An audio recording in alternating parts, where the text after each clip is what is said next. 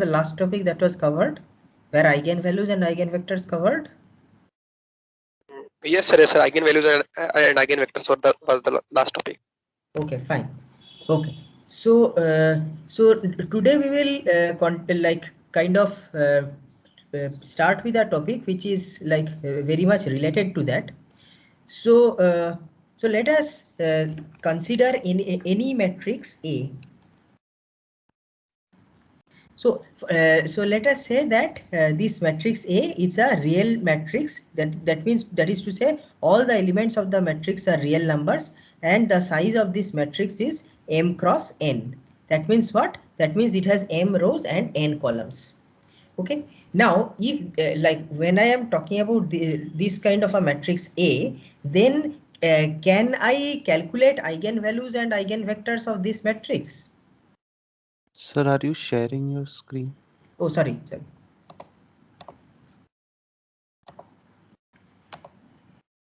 Are you able to see my screen now?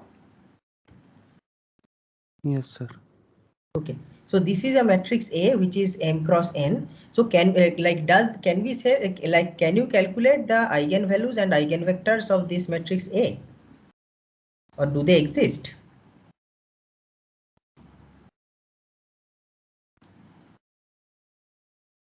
Yes? No? Sir, we find out eigenvalues for square matrix. Okay, so basically, so we do not know whether this matrix is square or not. So if m is equal to n, then or rather, if m is not equal to n, then surely eigenvalues and eigenvectors cannot exist, right? If m equal to n, that is to say, if it's a square matrix, then also can we say for sure that eigenvalues and eigenvectors will exist? No, sir. What else must happen?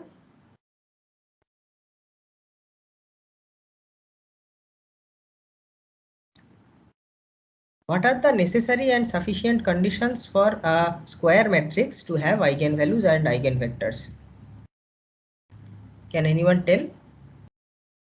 Sir, matrix should be non-singular. Okay, matrix should be non-singular. What does that mean?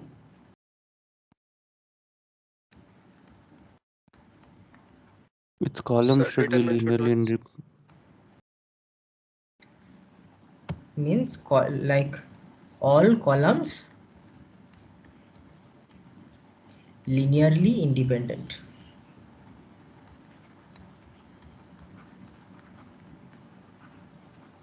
Okay. So that means, so if we consider this thing, this condition, what you just said, all columns should be linearly independent. That means what? That basically, so like this matrix A, this I can consider it as a like it's consisting of these columns like this. Let's say A1, A2 up to AN. So n columns are there like this, right? And they are the columns are linearly independent. Means what? That means the columns are linearly independent means as follows. Consider any column ai. Okay, so there are n columns. I is any number between 1 and n.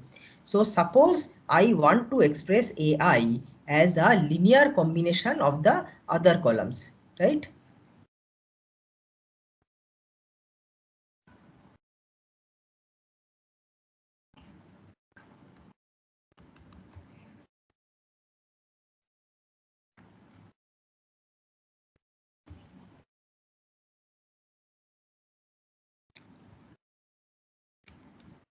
So the like the AI is not included among them. So let us say plus alpha I minus 1 AI minus 1 plus, let us say, alpha I plus 1 AI plus 1. So I have skipped. So here basically what I am trying to do is that I am trying to express any of these columns as a linear combination of the other columns. Okay, and if all the columns of linearly independent, that that means what? Then what can we say about this expression?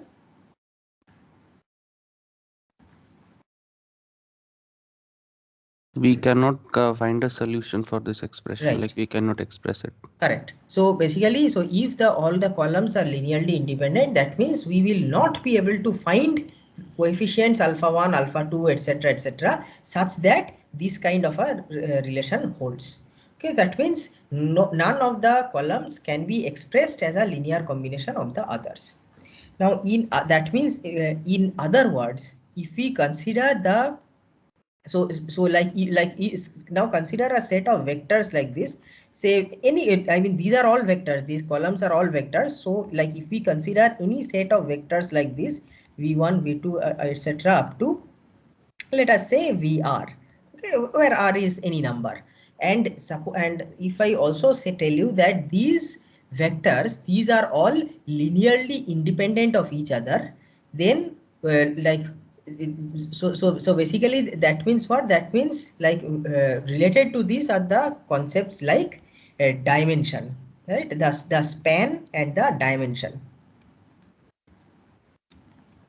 Okay, so basically so like these vectors, similarly like these are vectors, we can say that like all of these vectors, they span a particular space. Okay, so like obviously that they, like that okay, so suppose all these are vectors. So suppose these are d-dimensional real vectors, or like in this case, of course, we are considering each column vector to be m-dimensional because there are m rows. So let us say that these vectors, they are all m-dimensional real vectors, right? So v1 is m-dimensional real, v2 is also m-dimensional real, etc. Now okay, so and now suppose I am telling you that these are vectors, all of them are m-dimensional real vectors, and I am also telling you that these are linearly independent. Okay, LA. So can you say something about this number r, about how large or how small it can, or about how large it can be? Sir, Till m. R should be less than equal to m. Is that right? Can it be greater than m? no, Sir, sir. can you please explain it once again? I am saying that these are all m dimension. I have r vectors like this.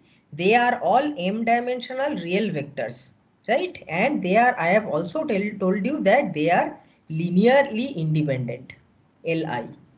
Okay, so then I am asking, so how large can R be? Can R be greater than m? No, sir.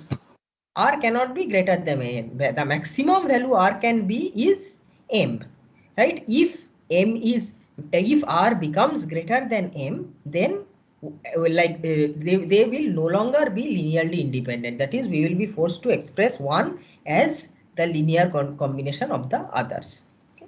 And so we can say, so in general we can say that as long as R is less than equal to m and they are linearly independent, we can say that these vectors v1, v2, up to vr, they span a space which is a subset of the m-dimensional real space.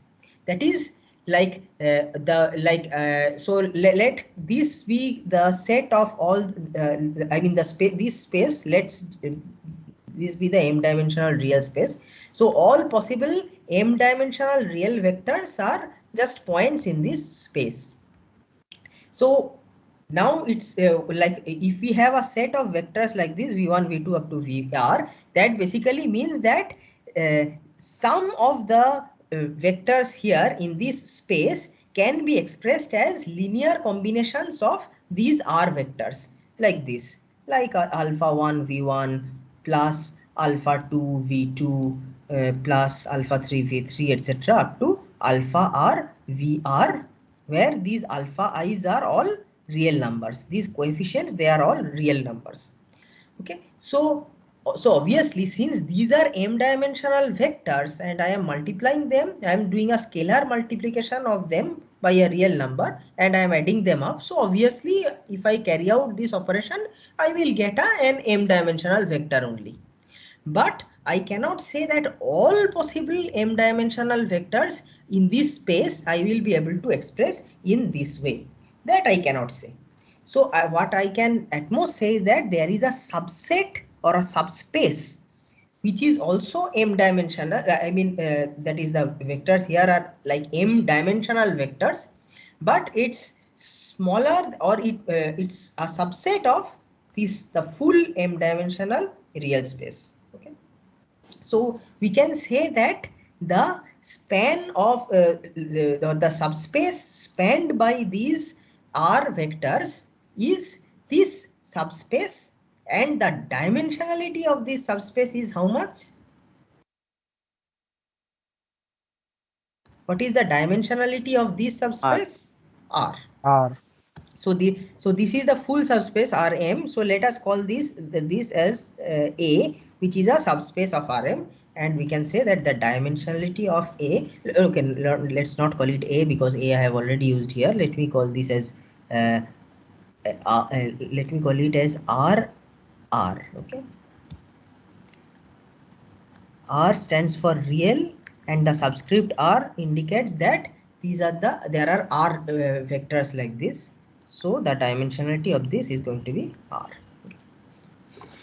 Okay, fine. So now, so the same thing we can say about, so this is true for any set of like R, any set of R vectors like this. So the same thing will also be true for the columns of this matrix A. So they are like, as I have, as we have assumed here, that these columns are linearly independent, and there are, say, n number of columns like this. Now and like all of them are m dimensional. Okay, so now let us anyway, so let us come back to where we started from. So we were starting from this matrix A, which I said is m cross n, and as we discussed earlier, that we will be able to carry out or define eigenvectors and eigenvalues of A only if like it is a square matrix, that is to say m equal to n, plus it is non-singular, that is all the columns have to be linearly independent, otherwise we will not be able to do it. Okay, so basically this n in that case is nothing but m itself. So basically they, like all of them are m dimensional, as well as there are m such vectors. So this is like, if this is indeed a square matrix, then this R will have to be equal to m, and then we can say that it is going to span the entire real space. If R is anything smaller than m, then we can say that it spans only a subspace of the m dimensional real space, and the dimensionality of that subspace is R. Okay, now let us so basically the thing is that if it's not a square matrix, then we cannot define its eigenvalues or eigenvectors. So then what can we do for for non-square matrices? So for that, let us consider any like any matrix, any arbitrary matrix A, which is a real matrix, but it need not be square. Okay, again, let's just, for convenience, let's call it as m cross n matrix. Okay, now consider any vector V, which is an n dimensional vector. Okay. Further, let us consider this vector, its norm is equal to 1. It's like Euclidean norm is equal to 1. Okay, so like you know what this means. What is the L2 norm of a vector? Yes, sir. Right, so basically the L2 norm of a vector is nothing, it's actually defined in the following way: V transpose V whole to the power half. Right, so like if you can write it like, you can alternatively you can write it in the following way: Vi whole to the power 2 summed over all the like we have assumed n. So like basically I take the and then whole to the power half, right? This is the L2 norm. So basically it's so we are considering any vector v which is n dimensional and whose L2 norm is equal to 1. Okay. Now let us consider that I am multiplying this matrix A with this vector v, right? I can multiply this because this is m cross n and this is n cross 1. So it satisfies the rules of matrix multiplication. So if I do this matrix multiplication, I will get another vector which let me call that vector as say w, and which will of course be m cross 1, correct? Now let me define the following. So obviously this AV which I am defining so V is any arbitrary vector, and when I am multiplying A with V, I am getting this vector called W. Now suppose I do the following.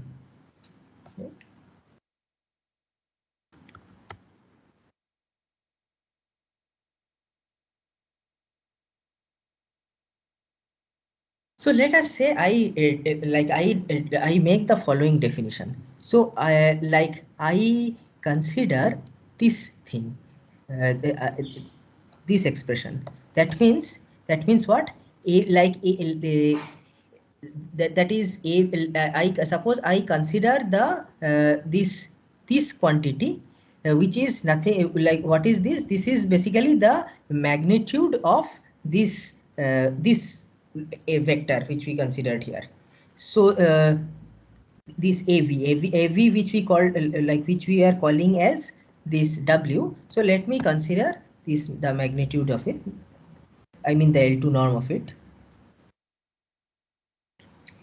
So now let me this is equal to nothing but the L2 norm of this thing, such that the L2 norm of V is equal to 1, that we have already assumed. Now the question is, how large can this thing get? So this is a vector which will also an m dimensional vector which will also have its L2 norm. So that vector how much that L2 what that is one number is going to be, that will of course depend on what v we are choosing. For different values of v we will get different w's, and accordingly they will have different like L2 norms also, I mean magnitudes also. Now suppose I am interested in calculating or finding out what is the maximum magnitude which such a W can get. That is to say, I am trying to maximize this quantity.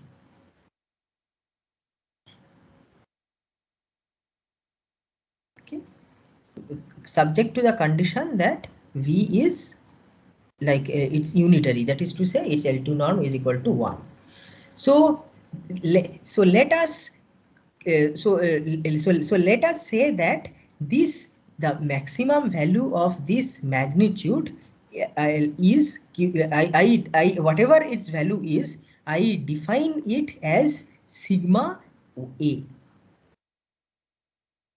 So note that this does not depend on V.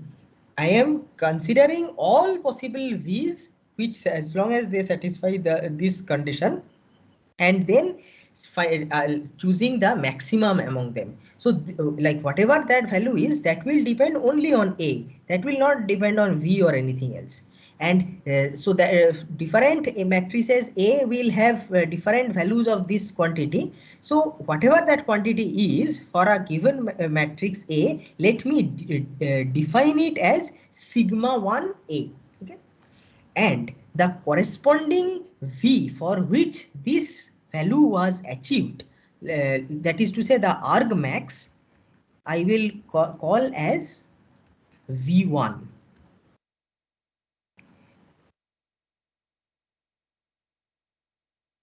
Equal to V1. Okay. I hope the concept of argmax is clear to you, right? You understand what is argmax? Yes. Yes, sir. So we can, so V1 is that vector V satisfying this criteria for which this L2 norm is maximized. And what is that maximized value? That is this sigma 1a. So this thing we call as, so this V1 we call as the first singular vector of A. Okay, and sigma 1a I call as the first singular value of A.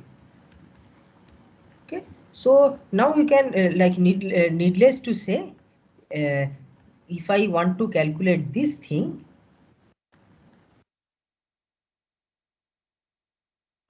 what will this value be equal to?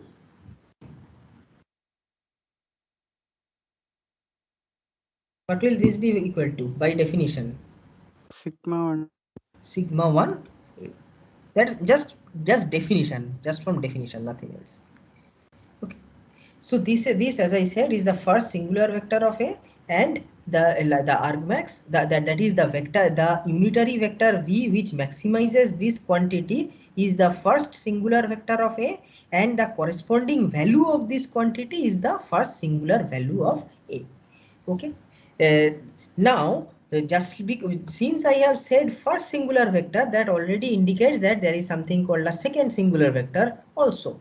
So what is that second singular vector? So if we look at this, so this is how the second singular vector is defined. The second singular vector. So what is this definition saying? It's saying that V2 is the line perpendicular to V1. So note that V1 we have already defined and chosen. So now if we have to consider all those vectors which are like unitary, and it is, I mean this V, this new vector V, this is again unitary just like V1, and it is also perpendicular or orthogonal to the first to V1, and among such vectors it maximizes this quantity, the L2 norm of AV. That means what? That is, so like V1 is something which max are definitely are is the argmax of AV, right? Argmax of AV L2 norm. Now this is true for that is among all the unitary vectors. Now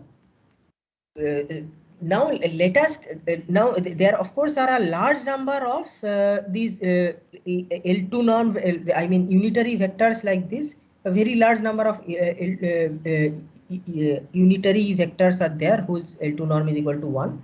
Now V1 is just one of them, but there can also be many vectors which are orthogonal to V1. So let us consider any vector. Let us say, instead of saying V, let us say W. Okay. So I am saying that V1 and W are orthogonal to each other. That means what? That simply means that their dot product is equal to 0. Okay. And additionally, W is also this thing, unitary. So like here we were considering like all the unitary vectors and taking the and choosing the maximum, the one which gives maximum value of this. Now here now we have restricted our space. We are still considering all the unitary vectors, but we are considering only such unitary vectors which are also orthogonal to V1, which has already been defined, and among them I am choosing the argmax. So I like here I was choosing argmax over this full set. Here next now I am going to choose the argmax over a smaller set. Smaller in the sense is, so smaller in the sense that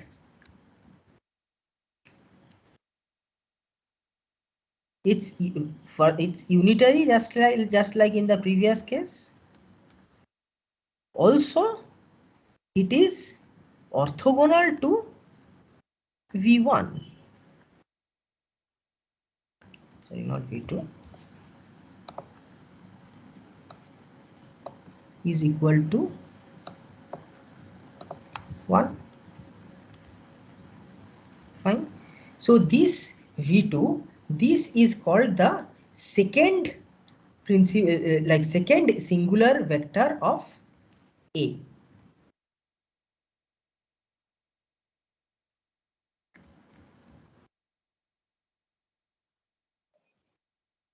And the corresponding, Sir, do you mean, yeah. sir, V1 TV is 1 or 0?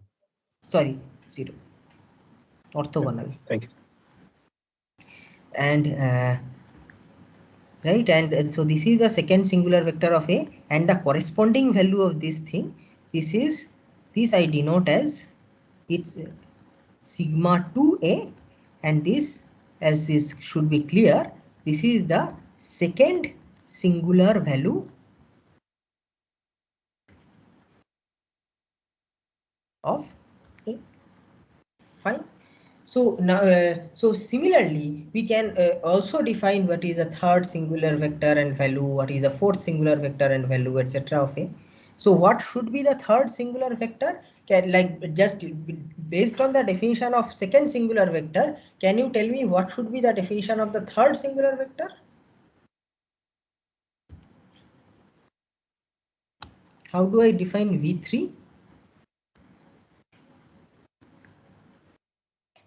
Sir, it is perpendicular, like we will be finding the maximum argument given the condition that it is orthogonal to both V1 and V2 now. Correct. And what else? So V3 will have to be orthogonal to both V1 and V2. And what else? It will also have to satisfy the condition Norm of one. unitary. Yeah, its norm also should be 1.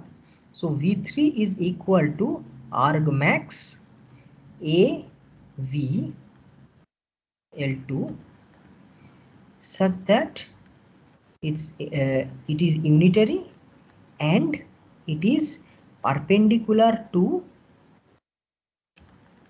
both V1 and V2. So like again, as you can see, we are just like every time we are trying to maximize this quantity, that is our like we are always focusing on unitary vectors, and we are always trying to maximize this quantity, but we are like from first to second to third, we are just restricting ourselves further and further.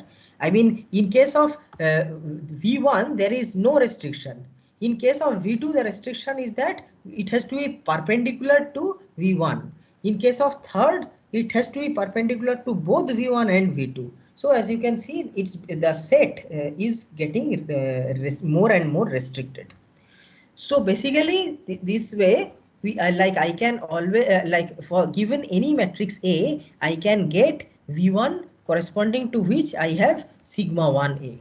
That is, this is the first singular vector corresponding to which I have first singular value. Then I have second singular vector corresponding to which I have second singular value, etc., etc. Okay. So if there are similarly, like if there are m singular vectors, then there will be m singular values.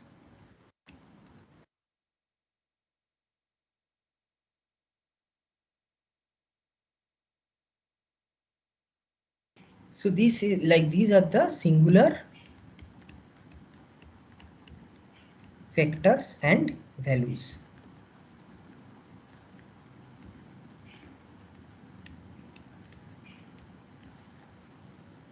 Now, so note that all these singular vectors, like that is I am what I am doing here is I am right multiplying the matrix by V. That is to say, I could have, but I could have done a left multiplication also. Instead of trying to do AV, I could also have like multiply something on the left side like this VA. Of course, in that case, the dimensionalities will have to change. It could not have been n cross 1 in that case. It will have to be, what would it have to be? It will obviously have to be 1 cross m. Otherwise it would, like, I would not be able to satisfy the laws of matrix multiplication. So so forget that. But the thing is, the point to note is that these singular vectors have all been obtained by right multiplication of A. So I can call these singular vectors as the right singular vectors. Okay, now I will define what is based. Since I have defined what is right singular vectors, I must also define what is left singular vector, and the definition is as quite straightforward. So the definition is as follows.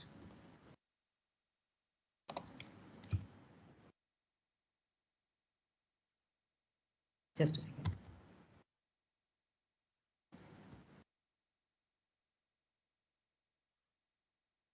This is the definition. So that is to say, I so if you consider the first singular vector v1, so I can consider a v1 and divide it by sigma 1a. So what is sigma 1a? The corresponding first singular value. So so obviously I am going to, like, if I multiply this a with v1, so obviously I will get an m dimensional vector. So that m dimensional vector, I am calling it as the left singular vector of A. Okay. So in the following way, so I define u1 as, so the previous singular vectors, the right singular vectors, I was denoting by v. The left singular vectors I am denoting by u. Okay, so I define u1 as a of v1 divided by, instead of divided by, let me write it in this way, 1 by sigma 1 a, right? Sorry, let me write it properly.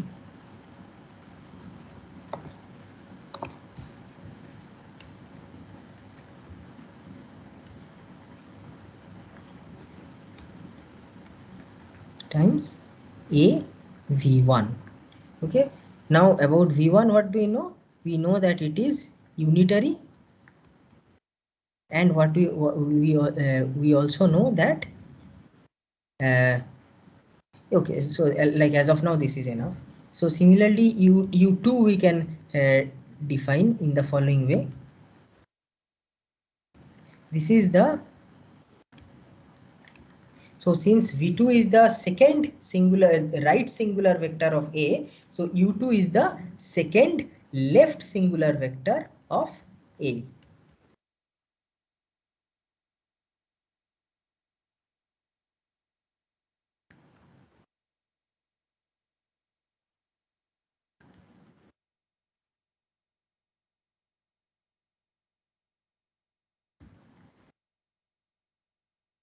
Etc, etc. Okay, so and about v2 we know that these are its properties. It is to be unitary and it is perpendicular to, orthogonal to v1. Similarly u3, u4, etc, all of them you can define in the same way, all the way maybe up to um.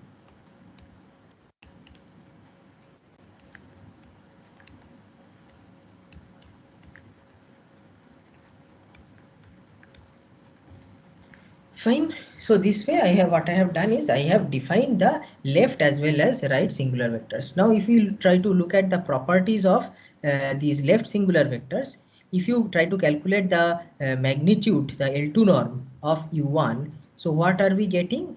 So like this is nothing but the magnitude of this by sigma 1a. But what is this equal to? So we know that AV1 L2 norm of AV1 is nothing but sigma 1a itself. That, I mean, that's just by definition. So this will have to be equal to 1, right? So similarly, if you consider U2, the second left singular vector, and if I try to take its L2 norm, again we will see the same thing, right? Sigma 2a. And what is this equal to? This is also equal to 1, etc, etc. So this is just by design. So as you can understand that all the u's are unitary. Now, if you consider any two of these u's, let us say u1 and u2, I want to calculate their dot product. u1 transpose u2, what is it equal to? This is equal to, so the coefficients can come out sigma 1a into 1 of sigma 2a. These are the scalar coefficients. Then what I am doing, I am basically taking a v1 whole transpose a v2, right? That's just by definition. So keeping this part unchanged, 1 by sigma 1 sigma 2, let me drop, I am dropping the a for convenience. So I write it as, what do I write it as? I write it as v1 transpose a transpose a v2, okay.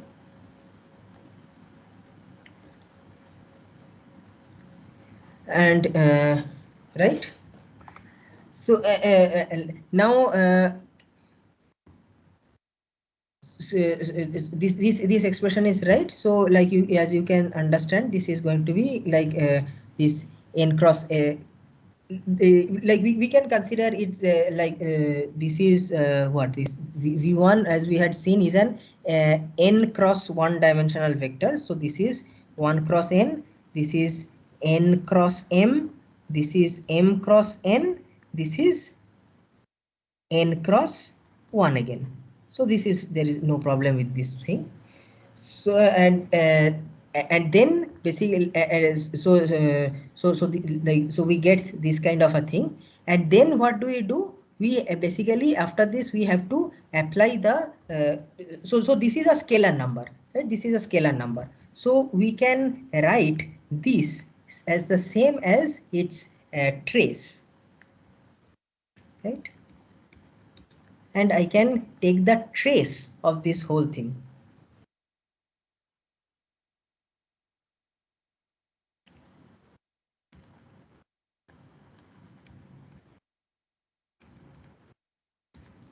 Correct? So because this is a scalar, I can write this thing as the same as its trace.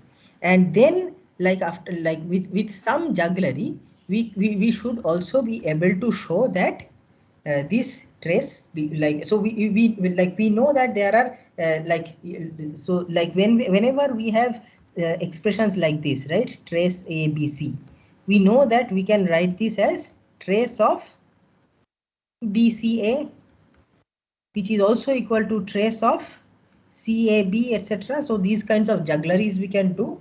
So after doing various juggleries like this, and using the property that V1 and V2 are orthogonal to each other, that is V1 transpose V2 is equal to 0, we should be able to get that this also should become 0.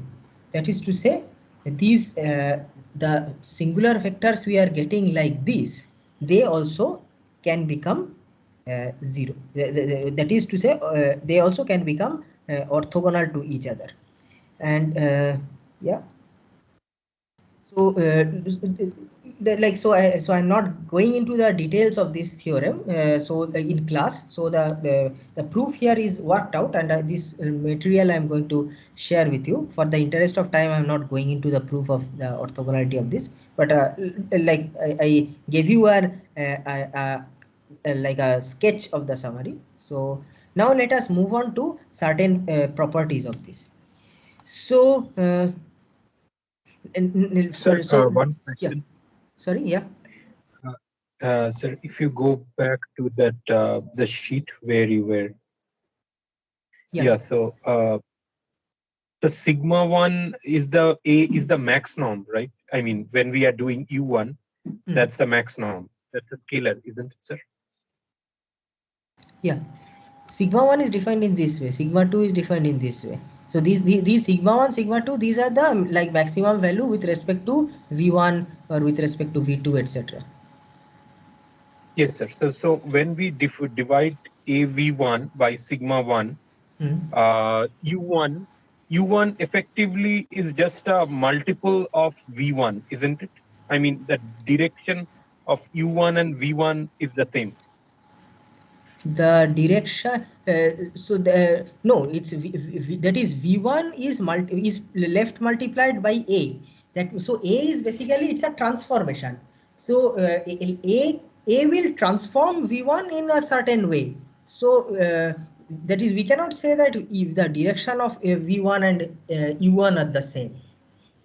So V1 is a vector, V2 is a vector, like all of these are vectors. They are all m dimensional vectors, but this and V1, V2, as we have said, they are orthogonal to each other, but all of them are going to be transformed by this matrix A, by multiplication of this matrix A. So we are getting a different set of vectors U1, U2, but we cannot say they are transformed vectors, but we can, I mean, with a correspondence to V1, V2, etc. But we cannot say that their directions are the same. That's what the transformation with A has done. Yeah, I got it. I mean, I guess what I meant to say was AV1. I mean, the vector that we get as a product of AV1, V1 being an, I think, an unitary having a norm of 1. When we divide it by another scalar, the resultant direction doesn't change. The resultant, yeah, wrong way. AV1, U1 has the same direction as AV1, not as V1. AV1, So, yes. Yeah, that's correct. Yeah. Thank you. Okay. Now fine. So we have learned to define what are the left singular vectors as well as what are the right singular vectors. So for any matrix A, I now have the following quantities. I have V1, I have sigma 1, and I have a derived quantity U1. So U1, as you can see, it's not really something new. If you have a V1 and sigma 1, you will also get U1. So in a sense, the U1 is an afterthought. Similarly about the other things also. Now, just a second. Now the question is, that is like how many of these kinds of things we can yeah, so basically these, so we have got all these m vectors.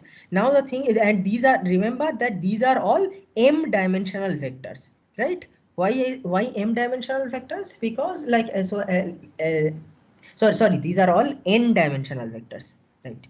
So why n dimensional? Because A is Rm cross n. So clearly these V's, all of them will have to be n dimensional. Now, if they are, so far I have not said anything about the relation between m and n, right? So now let us consider the situation where if m is less than n or less than equal to n. So that means what? That means I have got a set of these m dimensional vectors, like these are all part of Rm, and there are how many of them? There are m of them, where m is less than equal to n. Okay, so and these and further I know about them that v1, v2 up to vm, all of them are what? They are unitary and orthogonal to each other. Now, since they are orthogonal to each other, they have to be what? They have to be linearly independent, right? They cannot, like if two vectors are linear, are orthogonal, then like obviously it's not like for that is to say let us consider just v1 and v2. Okay, now is it possible to for like one of them is a linear combination of the other? That is, is it possible to say that for some there exists some alpha for which alpha v1 is equal to v2? Obviously not, right? Because what? Because they are orthogonal to each other. So if this happens, then what I will do, I will just take the dot product with v2, let us say. So I take the dot product of or with v1. Let me take the dot product of this thing with v1. So v1 transpose v1 is equal to v1 transpose v2. Okay. So, but what is V1 transpose V1? This is equal to 1 because I know that they are unitary, and V1 transpose V2 is equal to 0. That is to say, because they are orthogonal. So alpha is equal to 0. That means to say, if this happens, then alpha will have to be equal to 0. So basically, that means one of them cannot be expressed as a linear combination of the others. If we consider V1, V2 and V3, then also the same logic applies. So since all of these are orthogonal to each other and they are all unitary, that basically means that these m of them, they are what? They are linearly independent. These V1, V2, Vm, all of them are linearly independent, right? Now, but they are all n-dimensional vectors. So we can always have n-dimensional, like how many linearly independent n-dimensional vectors can we have? Right. So what is the maximum possible value of m?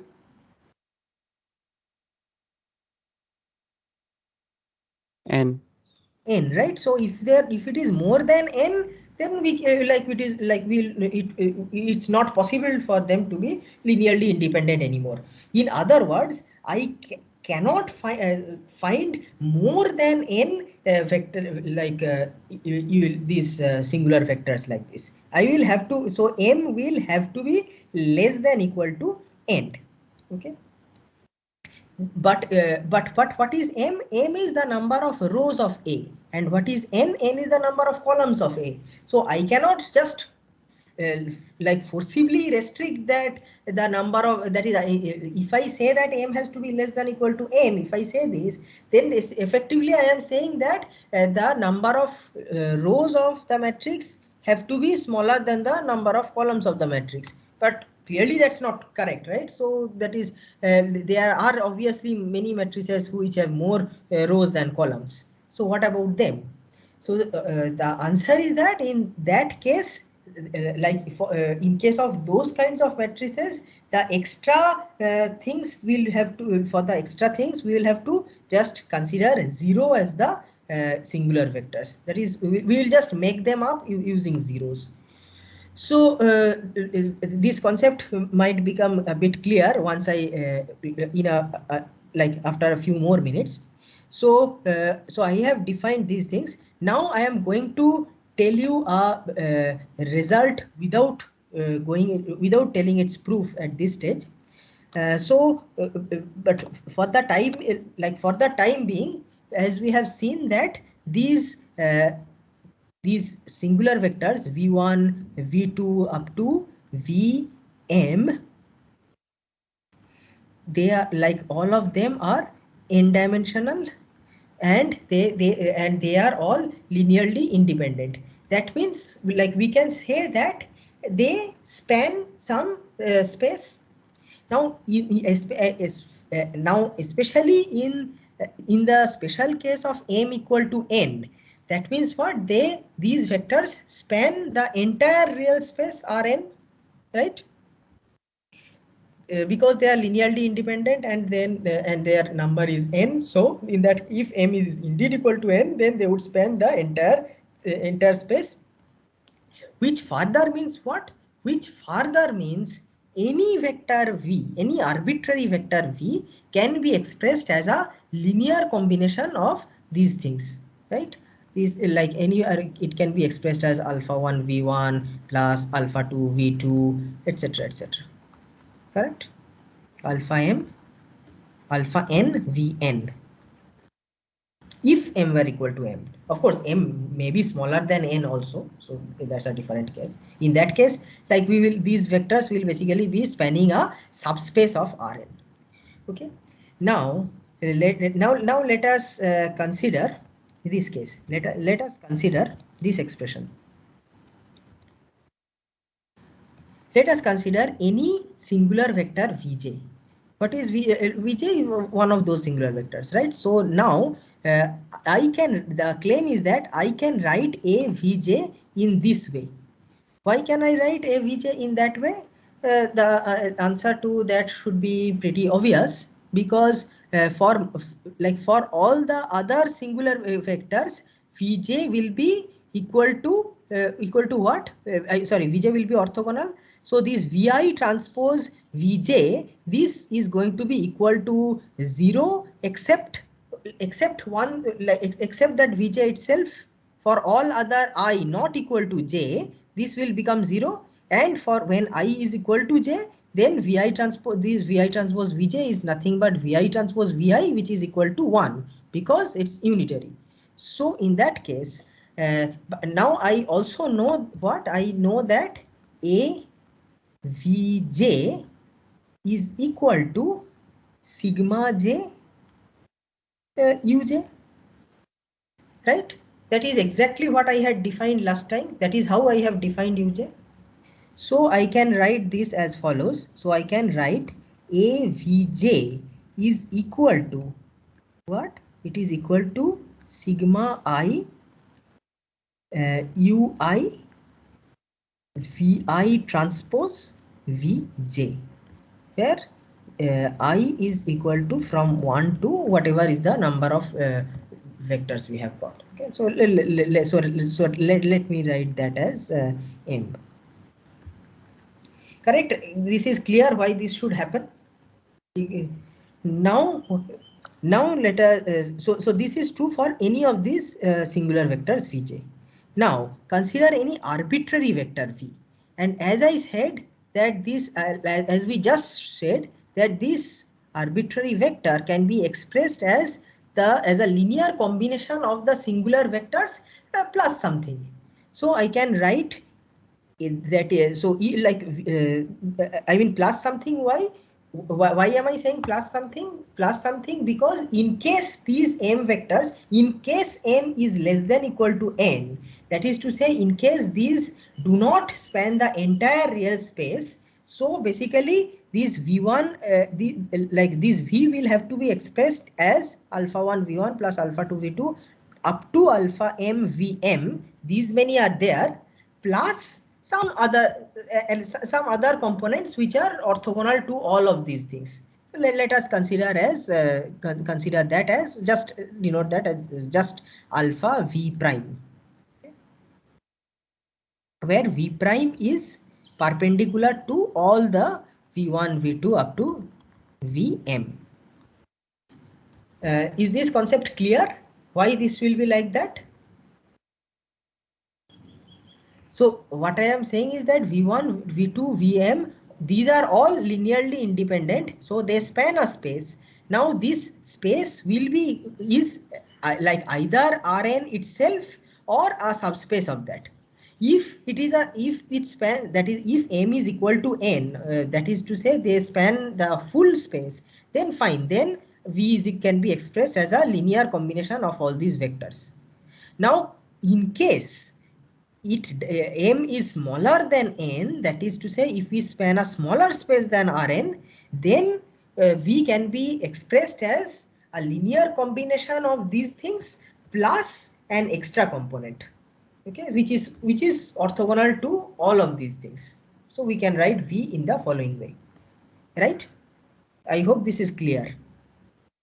Then so if this is the case, then let me write, so this is true for any arbitrary v, for any v which is in Rn. So now let me consider, or let me write what is AV. A is what? A is the matrix, so I am just pre-multiplying this arbitrary vector v as AV. So that means what? That means I basically I am getting alpha 1 into AV1 plus alpha 2 into AV2, etc. Plus finally I am also getting alpha in this last term I am getting, okay, like I get alpha m times a vm plus alpha times a v prime. Fine. So this is this is how I can write AV. But if you focus on what is AV1 or what is AV2. What is AV1? So V1 is one of these singular vectors only, the left singular vectors only. And as we have seen that for any singular vector Vj, it can be written in the following way, right? So that means what this so here this AV1 I can just replace by this quantity like this. What is this quantity? This is sigma I summation over I equal to 1 through m sigma I ui vi transpose. Instead of Vj I write as just V1. The same thing here also I can write, just using this expression once again. What is this equal to? This is equal to a summation over I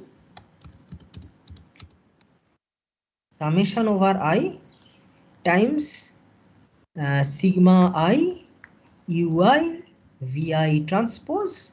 Instead of Vj I write V2, etc, etc. And I can do this. So wherever this alpha, this Vm, etc occurs, I can write in this way, right? So so what can I write here? I can write so what I can do is I can simply take this thing as common. Now of course that leaves behind this term, but here this term I cannot write as this thing, because V prime is not a singular vector. It's some other vector which is perpendicular to the singular vectors, but it's not a singular vector.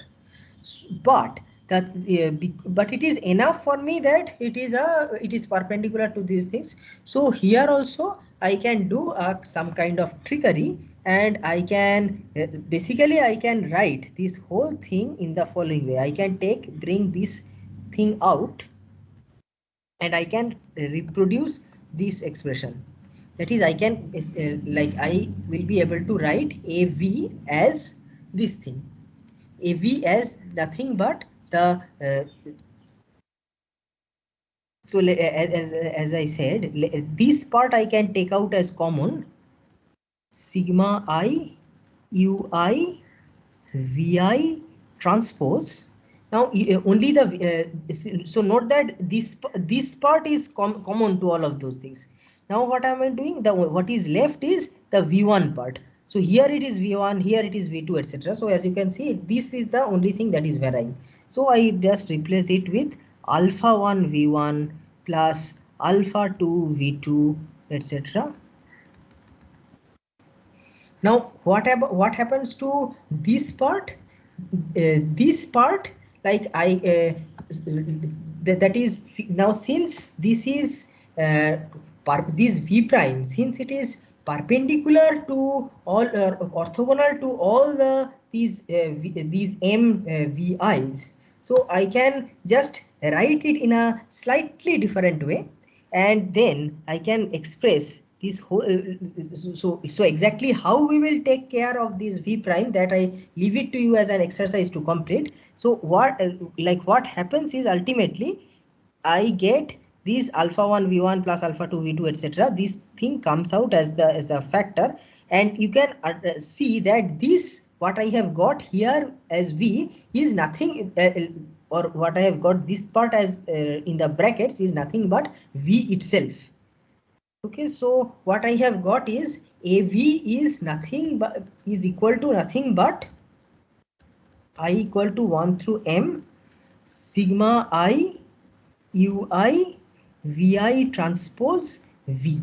Okay, now if you so this is true for all vectors V, and now if you see this V, if you take this V common, so here you can see that this is this is some kind of a matrix. What is the size of this matrix?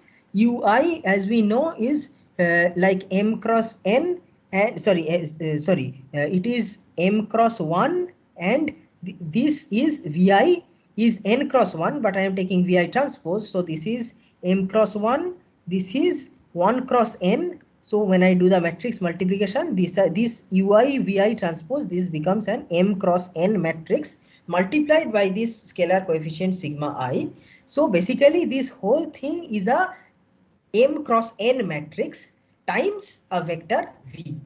So what I have got is AV is equal to this M cross N vector times V for all V. Now I can prove that if AV is equal to this matrix times V for all V, then that necessarily means A is equal to this thing. That means what? That means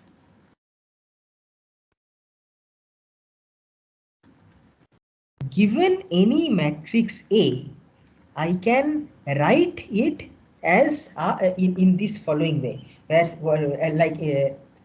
UI is its first is the ith left singular vector, Vi is its ith right singular vector. I multiply them, or rather I take their outer product to get an M cross N vector. M cross N matrix. I multiply that by sigma I, which is the ith singular value. I repeat this for all the singular vectors and I add them up. So what I add, if I do this, then what I get is the matrix A itself. Okay. So this is our first result related to what is known as the so this way I can what this is saying is that this matrix A, this is an M cross N matrix, and these small like UI sigma, that is UI Vi transpose, sorry U1 V1 transpose, U2 V2 transpose, U3 V3 transpose, these are all also M cross N matrices as we just saw. So what this theorem is telling us is that this matrix A can be decomposed as a summation of all these kinds of matrices. Okay, all these are M cross N matrices. So this decomposition is known as the SVD, or the singular value decomposition. Okay. So given any matrix in any M cross N matrix like this, we are able to define its singular value decomposition in this way. Okay, so we'll continue this in the next class. Thank you.